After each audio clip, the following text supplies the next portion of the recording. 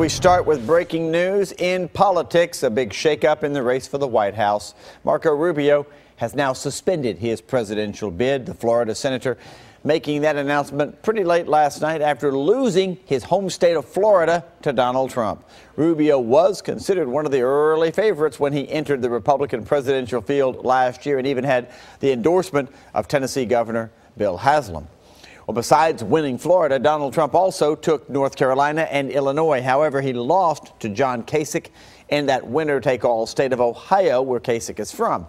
In Missouri, though, the race between Trump and Ted Cruz is still a little too close to call.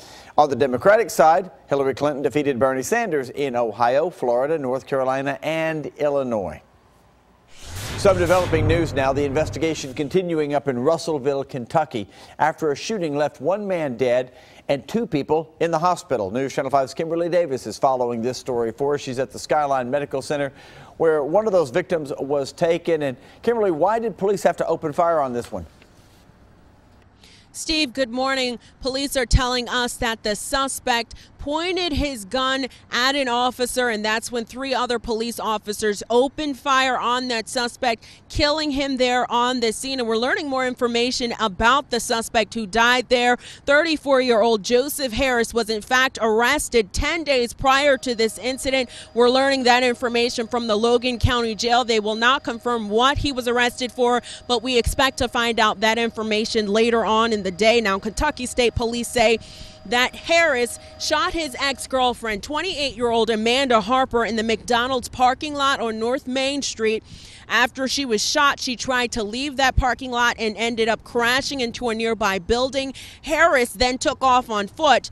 Three Russellville police officers caught up with Harris and determined that he had a gun. They fired 3 shots and killed Harris. Now, 48-year-old Vanna Krong was struck by a bullet while sitting in the Russellville donut shop. 2 bullets also hit Hayes' shoes. The owner says 2 employees were inside at the time of the shooting, but he is grateful that no one else was hurt.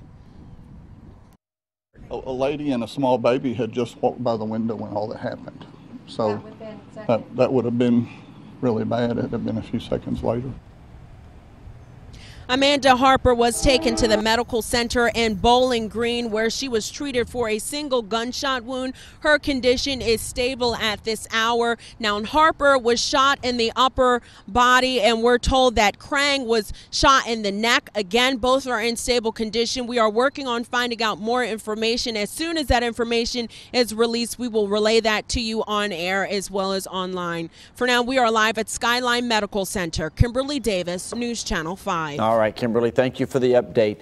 A former youth pastor in Wilson County has been sentenced to 6 years in jail. Christopher Ross pleading guilty to 2 counts of statutory rape by an authority figure. At the time of the crime, he was the youth pastor at Fairview Church, initially charged with 10 counts statutory rape by an authority figure back in January of last year. The victim says the 44-year-old man started having sex with her back in 2012 when she was only 15 years of age.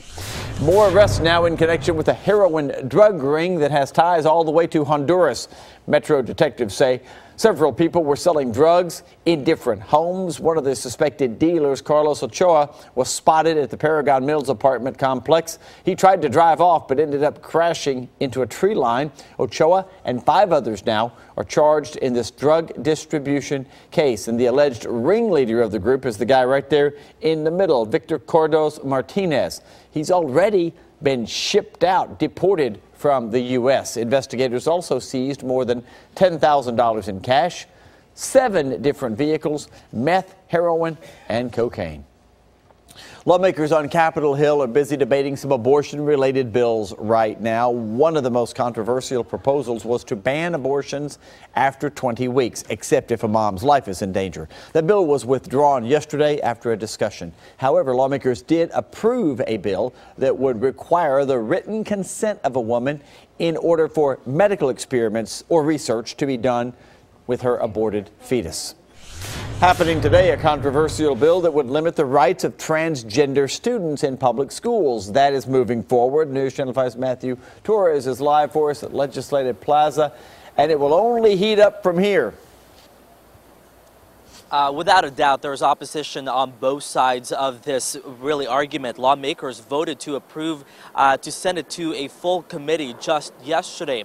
Now, those against this bill say moving it forward really is a step in the wrong direction, especially in this day and age. We've been covering this story, but now you may know the bill would create a policy in Tennessee that would require students at public schools to use bathrooms or locker rooms that corresponded with the sex on their birth certificate. Lawmakers in favor say it's about the protection of everyone's privacy in the schools.